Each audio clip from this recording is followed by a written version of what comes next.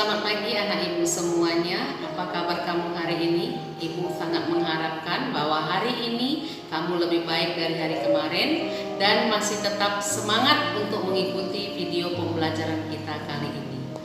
Nah, sebelum kita memulai video pembelajaran kita, ada baiknya kita berdoa lebih dahulu, menyerahkan diri kita dan kehidupan kita kepada Tuhan Yang Maha Esa sesuai dengan agama dan keyakinan kita masing-masing.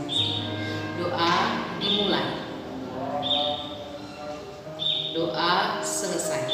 Nah, pada video pembelajaran kali ini kita akan membahas tentang materi klasifikasi makhluk hidup. Nah, apa itu klasifikasi makhluk hidup? Nanti kamu bisa saksikan kepada video yang udah Ibu lampirkan dalam video pembelajaran kita kali ini. Nah, sebelumnya Ibu mau kasih tahu dulu sama kamu apa sih kompetensi dasar dari klasifikasi makhluk hidup berikut ini. Adapun kompetensi dasarnya adalah 3.2 mengklasifikasikan makhluk hidup dan benda berdasarkan karakteristik yang diamati.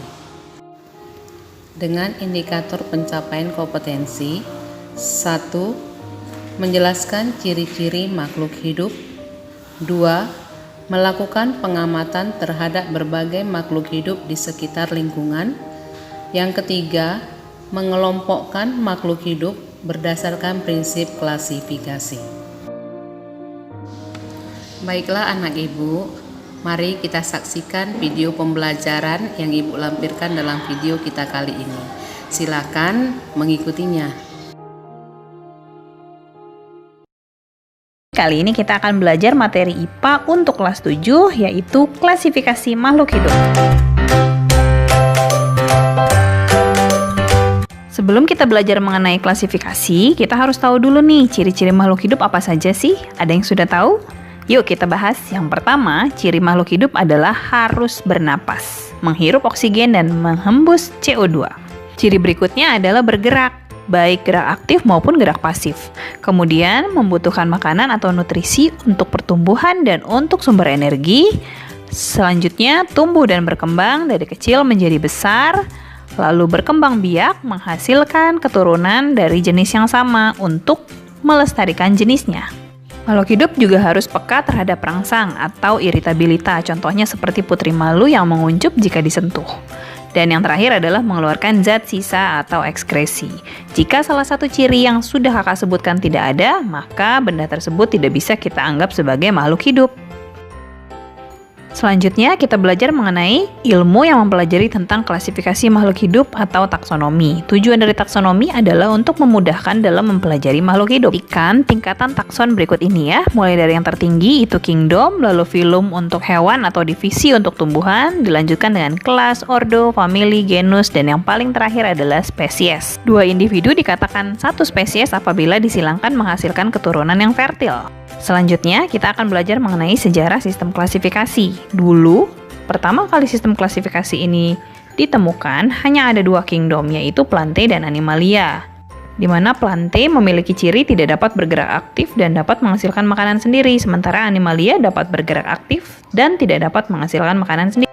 Seiring dengan berkembangnya ilmu biologi, ditemukanlah perbedaan ciri antara fungi dan Plantae, sehingga fungi dipisahkan ke dalam kingdom yang berbeda. Kalau pada awalnya fungi dimasukkan ke dalam kingdom Plantae, ternyata fungi memiliki ciri yang berbeda, yaitu heterotrof alias tidak bisa menghasilkan makanannya sendiri. Sejak saat itu digunakan sistem klasifikasi 3 kingdom, yaitu Plantae, tumbuhan, Animalia, hewan, dan fungi yang berisi jamur. Ciri-cirinya bisa adik-adik lihat ya. Penjelasannya, seiring dengan berkembangnya ilmu mikrobiologi, ditemukan mikroskop dan lain sebagainya, muncullah kingdom yang baru, yaitu kingdom Monera, di mana Monera memiliki ciri uniseluler prokariot. Apa itu prokariot? Prokariot artinya tidak memiliki membran inti, tidak memiliki membran nukleus. Sementara 3 kingdom yang lainnya, yaitu Plantae, Animalia, dan fungi, semuanya eukariot. Hanya Monera yang memiliki ciri uniseluler dan prokariot. Anggota dari Monera adalah bakteri dan cyanobakter. Nah, selanjutnya ditemukan lagi kingdom yang baru, yaitu kingdom protista, di mana kingdom protista berisi makhluk hidup yang diambil dari kingdom-kingdom lainnya, seperti ganggang yang diambil dari kingdom Plantae, kemudian ada protozoa dari kingdom Animalia, lalu ada jamur air dan jamur lendir dari kingdom Fungi. Nah, keempat kingdom Plantae, Animalia, Fungi, dan Protista semuanya eukariot alias memiliki membran nukleus. Sementara hanya Monera saja yang prokariot dan uniseluler. Prokariot tadi apa? Tidak memiliki membran nukleus. Nah, sistem klasifikasi 5 kingdom inilah yang kita gunakan hingga saat ini. Jadi sekarang kita menggunakan sistem klasifikasi 5 kingdom. Oke, berikutnya kita belajar mengenai sistem penamaan makhluk hidup yang ditemukan oleh Carolus Linnaeus. Sistem penamaan ini disebut dengan binomial nomenklatur atau sistem tata nama ganda.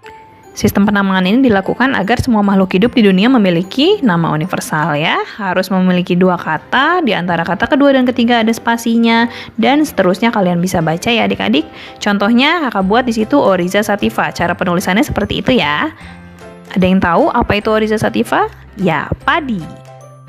Selanjutnya kita akan belajar mengenai mikroskop. Nah, mikroskop ini adalah alat yang wajib sekali ada di dalam laboratorium mikrobiologi. Berfungsi untuk mengamati makhluk-makhluk mikroskopik. Bagian-bagiannya adalah lensa okuler yang dekat dengan mata ketika kita melakukan pengamatan. Kemudian ada lensa objektif yang dekat dengan objek. Lalu ada meja objek, tempat objek diletakkan. Ada revolver yang berfungsi untuk mengganti lensa objektif yang akan kita gunakan. Kemudian ada makrometer sebagai pengatur fokus kasar. Ada mikrometer pengatur fokus halus. Kaki mikroskop sebagai tumpuan. Cermin sebagai sumber cahaya. Dan diafragma yang mengatur sedikit banyaknya cahaya yang kita butuhkan. Jadi, prinsip kerja mikroskop adalah menggabungkan 2 lensa sekaligus, yaitu lensa okuler dan lensa objektif, sehingga diperoleh perbesaran ganda. Demikianlah video pembelajaran yang bisa kamu ikuti hari ini. Nah, kalau kamu masih belum mengerti, kamu bisa mengulangnya kembali. Nah, kemudian kamu bisa juga meminta bimbingan dari orang tua, kakak, atau abang kamu untuk membimbing kamu untuk lebih memahami apa isi materi daripada video pembelajaran kita kali ini. Ya, nanti di sini akan Ibu lampirkan beberapa soal atau tugas yang harus kamu kerjakan supaya kamu bisa memahami lebih jauh lagi tentang klasifikasi makhluk hidup, dan saya berikan soal tadi untuk melakukan penilaian terhadap kemampuan akademik kamu.